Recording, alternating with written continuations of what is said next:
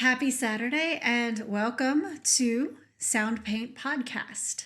SoundPaint is, as you may have heard, a project that I created a long time ago with the goal to create a community where we can all mutually learn together, mutually grow together, enjoy music, enjoy sound.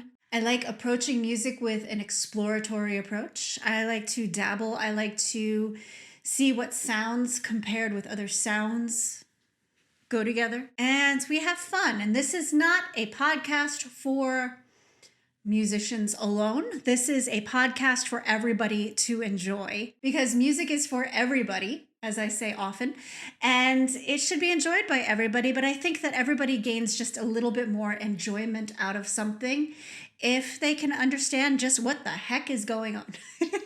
So with that, let's dive in.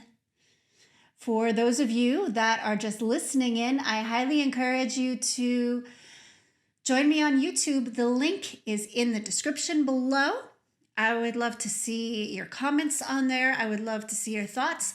I would love to see any old thing you'd like me to talk about, music or sound related. I will do my best. I don't pretend to be an expert in anything, just a sound explorer. So you're probably noticing a few changes to the format. I decided to videotape. Nobody says tape anymore. This isn't tape. Video record my face with my phone instead of my laptop, which is normally where the video is going.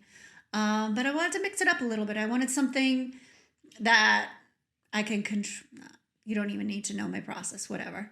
But I wanted a better video camera. And we have here my oscilloscope, which I'm pretty sure was my dad's. It's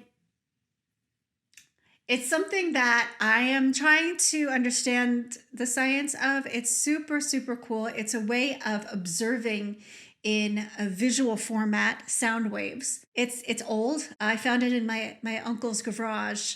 And yeah, I remember these things being all over my house when I was little. But it's super cool technology. It's a little beyond me, just a little bit.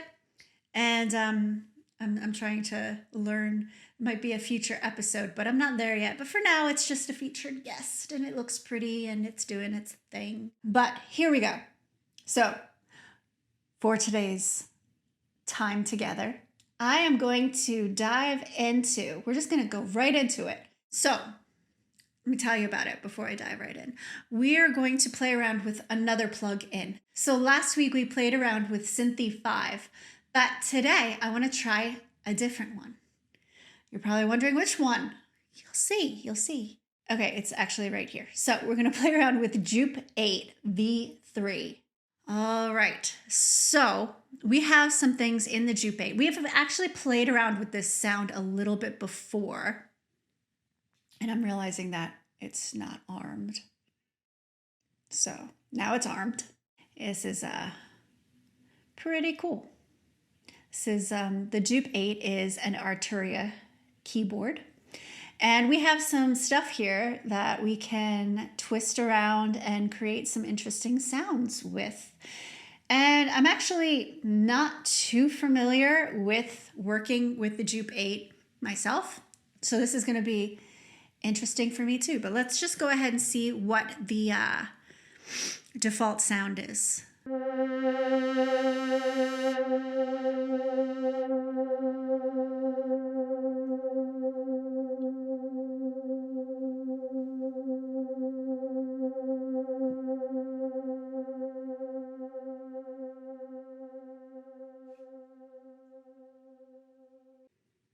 Okay, I wanted you to just take a minute and listen to the characteristics of that sound. A couple things I noticed right off the bat is that we have something called LFOs that are really a key component of this sound. An LFO gives movement to the sound. In this case, it's kind of like moving sideways and wavering. We've talked about LFOs a little bit before, but that's basically what's going on there. Also, I held my hands up because I let go of the key. It was only one key I was holding, but I let it go, and the decay or the sound envelope. So if I have to go into depth talking about what a sound envelope is, you have your attack. That's how quickly the sound initiates right out the gate. Then you have a point where it can swell in the middle. Aside from your attack, what happens in the middle is a sustain. And it basically means that the sound was gonna keep going and keep evolving. And then the decay, like how long a sound trails off for, is determined by, like, when you lift your fingers up off the keys, how long does it take for that sound to completely go away? And I want you to listen to it again. I'm gonna play, I think it was a C I was hitting before. And it's really cool because I'll hold my hands up when you can see when I've let it go, but I want you to just really listen to this sound. It's kind of soothing, but it's kind of a little synthy and weird, which is what I love. So here we go.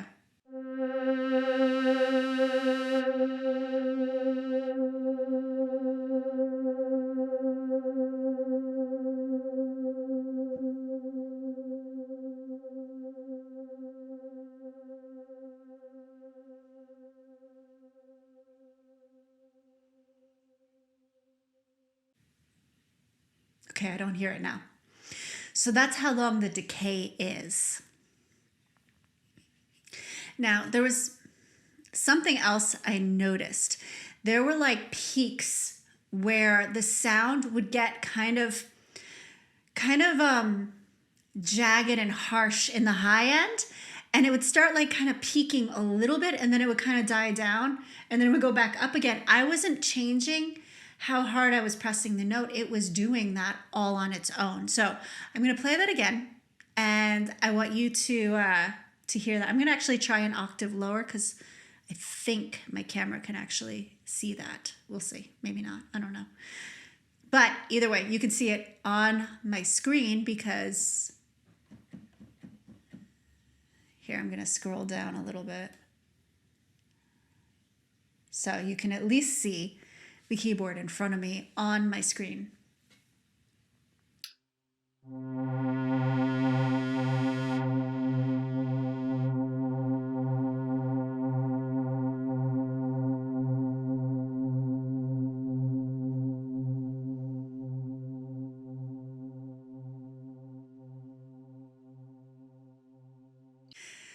So, did you hear it?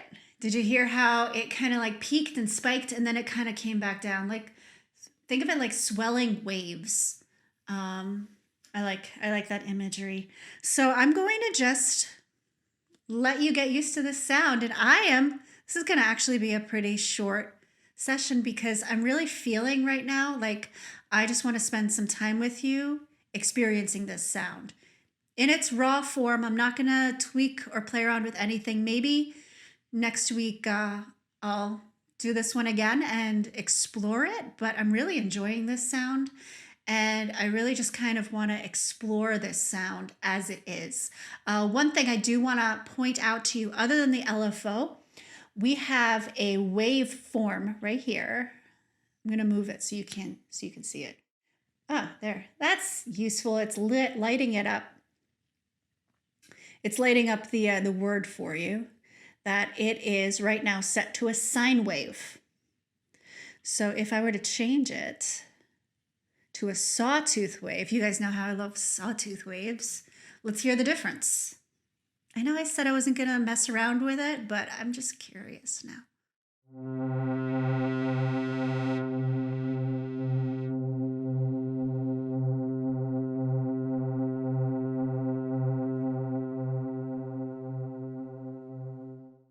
I like that a lot better, but I am going to go back to this sine wave because I said I would. So we'll do something with the sawtooth next week.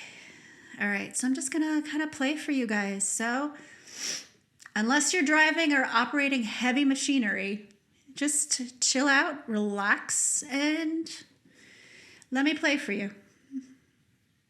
This is I keep talking, but it's a podcast. That's what's supposed to happen, right?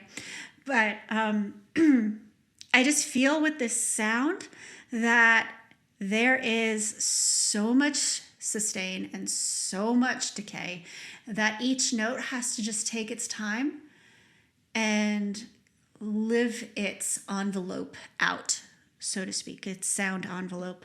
So it's not going to be really an intricate thing that I play. I'm just going to show you what I'm going to do. How about that?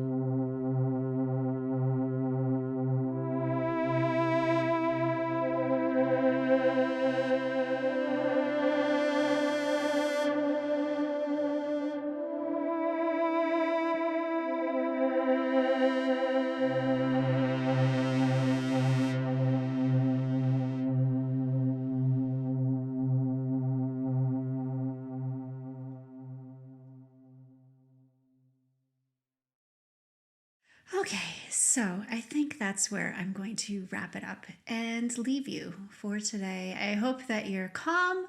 I hope you enjoyed what I made up. I hope you enjoyed the sounds you heard. And I hope you learned just a little bit about what goes into creating these sounds.